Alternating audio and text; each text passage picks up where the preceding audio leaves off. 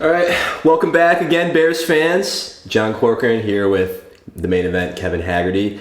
We are so fucking back. We are back. After a little bit of hiatus, and we'll get into that a little bit more, but we are super excited to be back once again with yet another, probably the most another high mark in terms of embarrassment and frustration in the Bears season. It was kind of like an unbelievable game. It was my son's first birthday, so we didn't really get to watch it. But I remember we were all looking at the scores and we're like, "Oh my God, we're about to beat the Lions. This is unbelievable." And Lions are a great team. Like I've been saying fade the Lions for most of the season, and probably came back. This was like a very much like the Lions are who we thought they are type of game. Yeah. You remember back the Arizona, the Dan Green or whatever his name is. Yeah.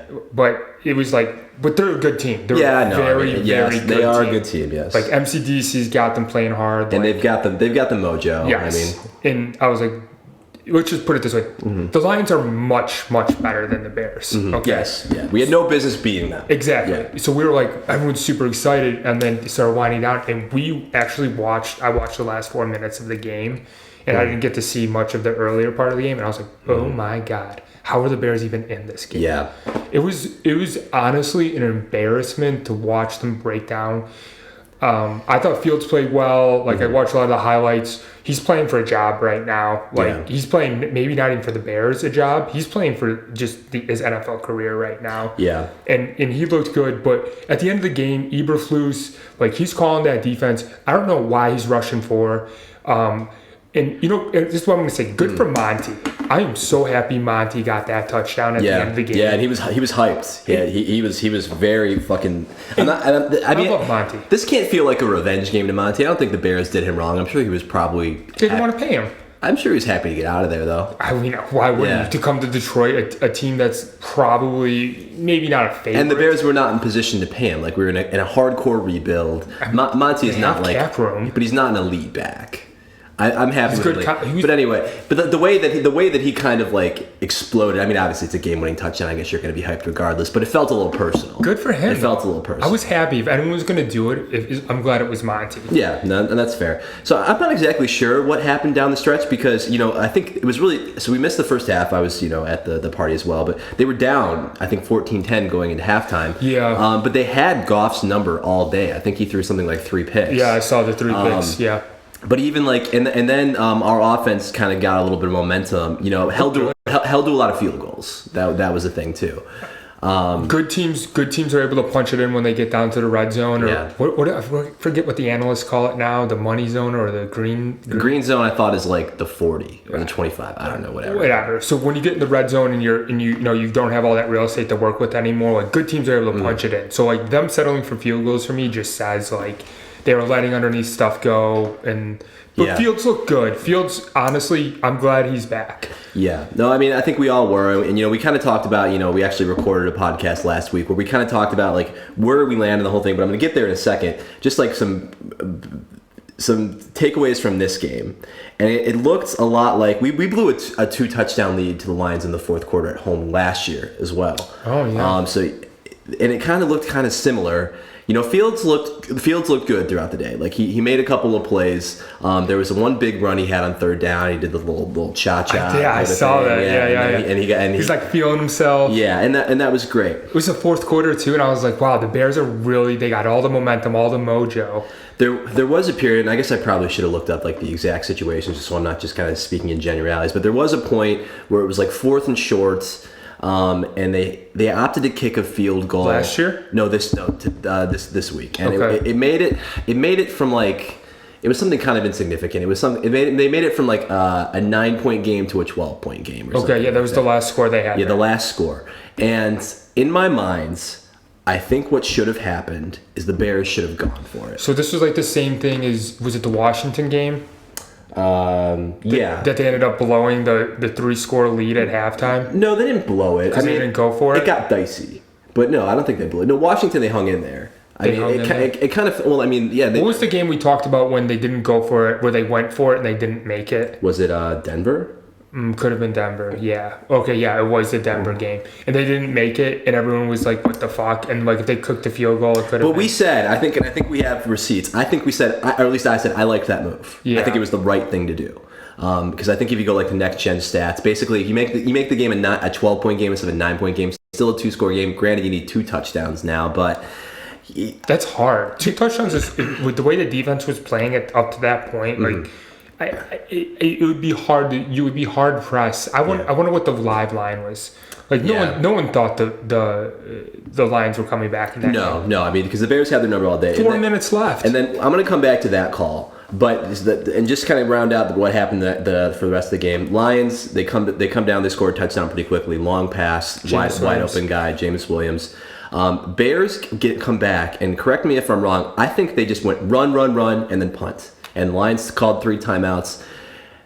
Again, I'm going to get back to what should have happened here. And then Lions march down. They score. Justin Fields gets the ball back. Aiden Hutchinson, strip sack, safety, punts it into the crowd. I'm happy. I like Hard Knocks. Like, I like Aiden Hutchinson. I didn't watch Hard Knocks, but I think I'm not sure I mentioned on the pod before. I worked with his dad. I'm just going to name drop that every opportunity I get. You have to. I've never met him. What's his dad do again for a living? His dad's an ER doc. Wait, so are you a doctor? I am a doctor. There you go. You got see. If you're going to name drop it, you got to let the people know why you're dropping it. Let them know you're a doctor. I think you think people give a lot more of a shit about the fact that I'm a doctor than they actually do. I don't know, man. It's a cool little fact. Like sure. Like being a doctor is like better than being a CPA. Like I don't know. People like being a CPA. No, but you know what? I can't do your taxes. During the I've told Tara this, and maybe I've told you before. My least favorite thing in the world is to get a haircut. Because I just hate I don't have like small talk. I don't have like a normal person I go to. I've tried that to like try and like I got a guy have like a rapport. Yeah. Like so it's like, but it's always small talk, and they always ask me what I did for a living, and like particularly in the early pandemic, people would ask me, and I just tell them I was an accountant. I work on the finance side. Yeah, things are getting a little bit busy. And no piece of shit. And no follow-up questions. No one asks questions. You tell people you're a doctor, they got follow-up questions, or they have opinions. It's not follow-up questions. They have opinions. I'm not here for it. I work in finance. Yeah, you're channeling your inner Kevin Haggard. From a friend standpoint, or like just a random person. Yeah, sure. I'm happy to get in with you. We're having a beer or whatever. But if I'm trapped in a chair with a 24-year-old woman who I've got nothing in common with, I don't really want to get into with you about healthcare or the pandemic or what have you. That's so funny. You say you're fine. So were you thinking of me when you were going with that story? Of course I was thinking of you. At least that makes me feel better. There was like a TikTok that I saw that was just like, it was like a little song, and I wish I could remember what it was. Like, nobody asks questions when you're an accountant.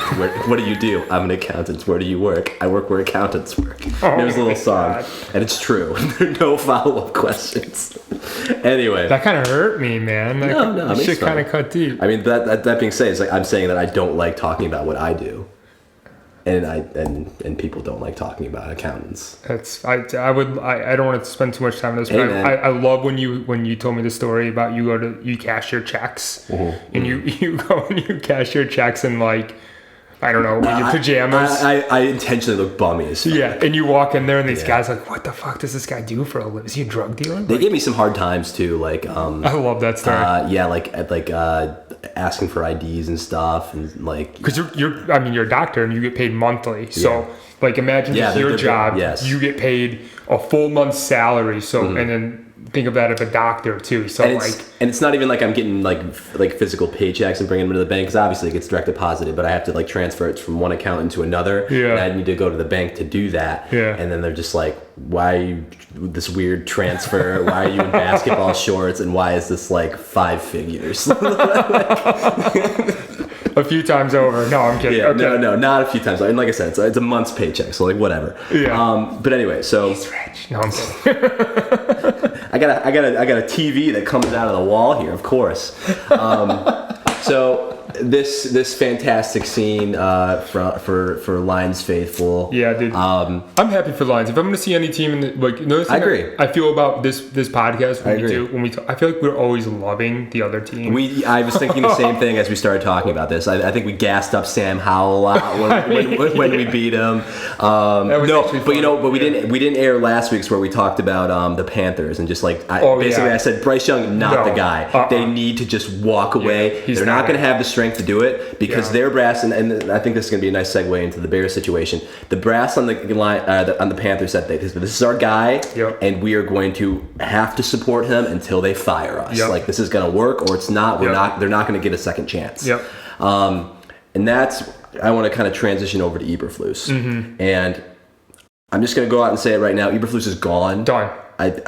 From my standpoint, unless the Bears decide that they don't want, I heard, I think it was Big Cat said, the Bears might not want to pay two coaches. Because of that sheet? But I think he's done. I think it's been proven. We've had 2 years of him just blowing leads like this, and that's on coaching 100%. Yeah. So that's like not even like a point of discussion for me. I think Eberflus is the losingest head coach in Bears history. It might be, yeah. Think about worst record in the league last year, and what they got 2 wins this year. 3. 3. I forgot about the Carolina win. Yes. It even counts as a win. Yeah. No. I'm just saying though. So like Eberflus is just not what we need here, and like. The thing about the Bears right now is like you saw this great stuff out of Fields today, on Sunday. Like it looked great. It was super exciting. Like that's the shit you want to see. Like But at the same time though, I'm kind of over it. I'm kind of just like, all right, you kind of scrap it. Like we have great draft capital coming into this season, and you're telling me like Carolina's not winning another game. Like they are not a good football team.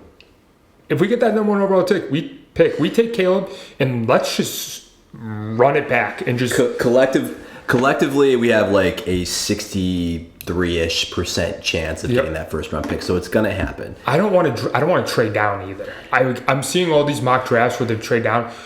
Don't trade down. Take the guy. Make the bed. Let me buy the jersey because we didn't. I want to buy the jersey. Yes. I want to buy the Caleb Williams jersey, and I just want to. I want to be hyped. I want a fresh start. And I'll die on it for it. And I think I'm going to spend the next like 2 or 3 minutes talking about what I think is actually going to happen. But I think as a podcast, here's the Bears fans talk. Kevin, John, official stance. We want a clean slate. We want Getsy gone. We want Eberflus gone. Yes. And Justin, all things considered, I was just looking up his numbers. Actually, kind of pleasantly surprised. Justin's numbers are pretty good. He just had a 105 rating. I mean, it's phenomenal. Only 169 yards. It was probably closer to like 270 all-purpose yards. Yeah, look at his rushing. Like, I'm sure it's nothing against Justin Fields, but we're in 3 years. I think he needs a clean slate. I think we need a clean slate. And at the end of the day, I don't think Justin is a guy who elevates the people around him. I think like he has these good games, and sometimes they look good on paper.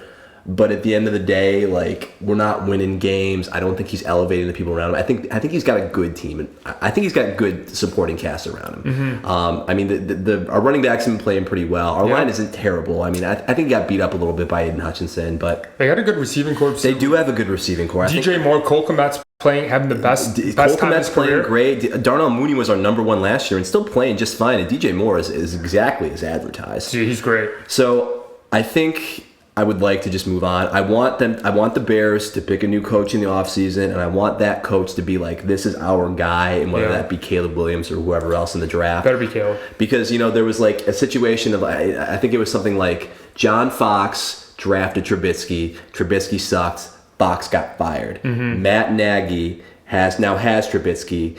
Trubisky leaves. They draft Fields. Fields sucks. Nagy gets fired. Eberflus comes in. Fields sucks. Pattern? Yeah. So basically, I think I would like to see, and this is coming from the guy at the beginning of the season that was just like, give the coach a time to build it. But I think Eberflus is just not the guy. I think they need a fresh start. I think the new guy they pick, let him make the decision. Like, this is our guy. This is the guy that we're going to ride around. Yep. I think I think Poles has done fine. I think Sweat looked good. Sweat had a sack last week, a bunch of pressures the week before. Sweat's fine. Like DJ Moore was an excellent acquisition. DJ Moore is great. Excellent acquisition. DJ Moore is great. Yeah. I'm a huge, and not to sidetrack it a little bit, but like I mentioned before, I watched the Jason Kelce documentary, and it was at the beginning of the season for the Eagles, and it just reminded me of the Bears season. They were talking about how Jalen Hurts. Is he good enough to take the next step? Like, great fantasy quarterback. Is he a good real life quarterback? Yeah. Traded for A.J. Brown. Yeah. right? A big, huge receiver. And then the Eagles take that huge step and go to the Super Bowl. That same narrative was supposed to be this year for Justin Fields. I remember the first game of the season. They were kind of piping that. That was the same narrative. And then we're here now. We're what, week 11? Yeah. And dude, that did not happen. We're still wondering, and I think it's time to scrap it. But here's the thing. Scrap it down. We were pumped, and now we're not. So this is our stance of what we want to happen. You put us at the helm. I think that's what I want to do. Is if I'm Ryan Poles, I'm scrapping Eberflus. I'm seeing what I can get for Fields. Maybe a little extra draft capital or what have you. Keep him as a backup. Whatever. I don't think that's an option because I think Fields deserves a chance at a starting spot. You're a nice guy. And I think that there are some. No, not even a nice guy. I think he's good enough to be a starting quarterback. Send him down to Atlanta. Honestly, I think there would be enough quarterback hungry teams who are not going to get that top spot. That will take him. If you look at quarterback play across the league this year, right now it's inconsistent, and people are getting hurt. Yeah, it is awful. Yeah. Fields can absolutely find a home somewhere. Send him to Seattle. So that's what we want to happen. Here's what I think is actually going to happen. I think I could be wrong about this. I'm not obviously not in Poles' head. I think that they're going to say like, hey, looking at these numbers, Fields is a good enough quarterback that maybe we can give him a shot.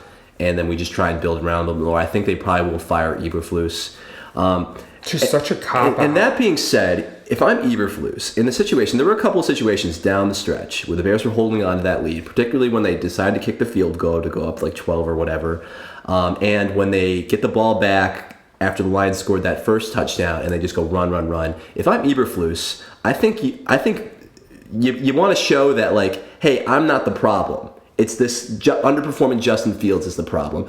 And I'm not saying that's the truth, but I'm saying you put that ball in his hand. Sure. You make him make that fourth down play. Sure. You make him try and get that first down. And they didn't put the ball in his hands. And I think right now, if Eberflus has any chance of salvaging his job, he's got to prove that, like, hey, I just don't have the quarterback that I need right now. You give me Caleb Williams, and we got this on lock. So basically, it's a good take. I think if I'm Eberflus and I want to have a chance of keeping my job, you put that ball in Justin Fields' hands, and you make him prove that he is the guy. Yeah. And if he struggles, or he's not the guy, and if he struggles, like if they give Justin Fields his shot these last couple of games and he flounders, then maybe Eberflus has a case to say like, hey, we have the number one pick. Give me this quarterback. Give me one more year, and I can show you that we can do a better job. And if the Bears did go that route, I would be extremely disappointed because what I want to see is like, hate it or love it, the Caleb Williams people are like, he paints his fingernails, he cries to his mom, whatever. Like, show me some emotion. I bet you he's a great interviewer. I bet you he'll give you some content. Right? Fields gives me no content. Eberflus gives me no content. Get someone like Mike McDaniels in there. Give us some swag, baby. Yeah, no, I agree. I don't want Eberflus anymore. I don't either. He's boring. He's got a boring name. He's a boring guy. He's got boring teeth. I mean, awful hairline. Like, give me something. I think his hairline's all right. No. No, his hairline is not okay. That being said, and I have the Caleb Williams' numbers pulled up here. He's like 10th in QB rating in the NCAA right now. Is he actually the guy? Oh, he's him. Is he him? Oh, I haven't seen him play. I don't really watch much of a. Like, I mean, you got I don't know at this age. I'm gonna give it to him. How old is he? Look at that. That's what I'm talking about. You gotta go see that Herlacher guy. What is the name of that? Those 53. What is the name of that company? We should probably know the name. I drive 6 of those billboards with Herlacher on. If you Google Herlacher, it's gonna come up. Herlacher? Yeah, Herlacher. See, you didn't even have to finish it. Restore hair. I mean, I never could. I don't even know. Like, dude, it's unbelievable. Yeah. O'Hare Airport. Come on, dude. That's Urlacher 1, Balding 0. That's an old one. Yeah, dude. Anyway, all right. So that's the hot take on the Bears. I want to take 1 second. It is currently November 22nd, Wednesday. Thanksgiving is tomorrow. I want to ask you a quick question before, because today is Black Wednesday. Today is Black Wednesday.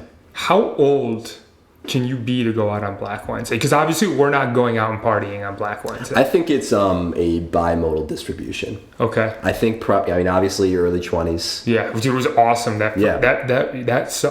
This would be resonates for anyone that's about our age. Mm-hmm. That first year when we were all 21 and we all went to Rockwell's. Yeah. It was like literally a Sandberg, like a high school reunion. A high school reunion. It was kind of interesting. Like 140, 150 people, and it was just like rock. And it was like the only year it was like that. Yeah, it was awesome. Yeah. It was like honestly like vividly in my memory is like some of like that was fun. Yeah. it was super fun. Yeah. It was really after that every Black Wednesday sucked. I think a lot of people still like Black Wednesday. So here's the thing. I mean, I think I think we're too old. No, I think you get to our age, and like obviously we got a lot of shit going on. But I think once your kids start getting a little bit older, I think once you get to your 40s, 50s, I think you have that opportunity to go out again. Unless you're hosting the next day. It could be. Yeah, it's true too. But yeah, no, I would if I had the means, I'd probably go out and experience Black Wednesday. I'm enjoying podcasting though. I am too. All right, go ahead. Let's talk about the game. So I want to talk about our 3 games tomorrow and some betting lines. I've just been slowly watching my payroll slowly dwindle.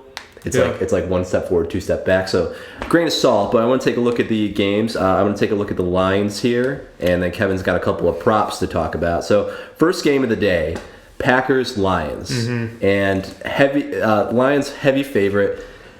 Yeah, we were just talking about apparently. I would say I'll give you favorites against the spread on Thanksgiving, and straight up heavy run. Yeah, let me give you the exact status. So favorites on Thanksgiving are 46-8 straight up and 36-18 against the spread. So for those people at home doing math, that is really good. Yeah. Like that is unbelievable. And I like favorites. So fade it. And unfortunately, I don't know. I think all of these games are pretty lopsided. There's got to be one upset. I think it could be the Packers. I think if you're going to call an upset, I think you got to go with the Packers. Yeah. But here's what we'll start game by game. So I think the Lions are going to come off a little bit of hangover. There was a lot of energy and emotion after that Bears win. They're really hyped. The early game on a short week. I think that game starts kind of just like a slog. Mm-hmm. And I still think that the Lions eventually are going to pick it up and win by more than a touchdown. Oh, okay. I think they're going to cover this. Okay. But I think it's going to be under this 46.5. Okay. So that's my stance there. I think I'm gonna parlay these two personally. I think I'm gonna go Lions cover, but it's gonna be the under. All right. And I got 3 prop bets for you. So I'm gonna put them out there, and you tell me if you think I'm taking the over or the under. Sure. So rushing and receiving for Monty, 75.5. Over. Yeah, I'm taking the over there. Jordan Love, over under touchdown passes 1.5. Under. Took the under. Yeah. Yep. And Jahmyr Gibbs, 45.5 rushing yards. Jahmyr Gibbs. Yep. Well, I guess it really comes down to whether or not they're going to utilize Monty or not. I don't know. I guess over. I took the under. The under? Think so? Okay. So the thing about Gibbs is I think Gibbs is he's kind of I don't want to say gadget guy, but they love getting him the ball in space. So I see a lot of screens to him, all-purpose yards, whatever the all-purpose is, I'd probably take the over. But pure rushing, I feel like they don't really want to utilize him that much as a rusher. Something about this game is I feel like the Lions' game plan, I base this on nothing. I think that they're probably going to just punch the Packers in the mouth. I think it's going to be a run-heavy game. For some reason, I'm just feeling that right now. I'm just feeling that right now. I love Monty. Yeah. I love Monty overs in general. I wish him the best of luck. All right. I don't think Jordan loves him either. So second game, Cowboys Commanders. Obviously, Cowboys heavy favorite. And I was just telling Kevin, as a guy who's got a lot of Cowboys on my fantasy team, the Cowboys have been running it up. It's a high over under too. Not super high, but the Cowboys are going to score 30 points against the Commanders. For 12.5 point spread and a 48.5 over under. I don't know what the quick math is on that, but that's almost a 30 points implied point total, 20. And I think the Cowboys are going to do it. I don't think. The Commanders. They traded away their best defensive asset in Sweat. No, they traded away the other guy they drafted. Oh, did they trade away? The other end they had on the other side to the Niners. Oh, that's right. Yeah. So I think the Cowboys are going to run it up. And Yeah. the thing about the Cowboys is like they've not been content with just having like two touchdown leads and running clock. Yeah. They're throwing the ball down the field. Yeah. Pollard's been really like low. Like they've just not been giving him the ball. They just keep throwing to Sieg. Disappointing. And I think they want to keep running. So I think the Cowboys cover this, and I think they hit the over. Wow. So that's what I'm going with. Okay, so here we go. My over-under, so Sam Howell, over-under 253.5 yards passing. I say under. I think Cowboys are going to eat him up. The only time that it's going to come in is going to hit the over, because Sam Howell, he slings it. He does. And he gets a lot of garbage time, too. The only way that comes into play is the garbage time, Could be. which would concern me. But I think I think Micah Parsons is going to eat him up. CD Lamb, over-under 90.5 yards receiving. I'm going to go the over on that. Took the over as well. And then Pollard, over-under 67.5 yards rushing. I'll take the under. Took the over. I mean, could be. I don't think he's really hit that too much. But it really depends. I think it really depends on game script and plan. Yeah. What they decide to do when they inevitably take the lead there. Yeah. Okay. That's fair. So yeah, I'm definitely not. If I'm looking for an upset here, it's definitely not going to be the Commanders. Yeah. Personally. You good now. All right.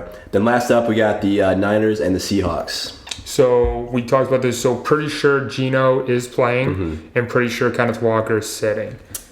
I think that there is a world. I guess there is a world in which the Seahawks keep this close, and I think that they play like a aggressive game. Obviously, I think the Niners are the best team in the NFL. I think the Niners are the best team in the NFL too. I think they're. But this is a divisional game, right? And those games are always usually a little bit closer than they should be.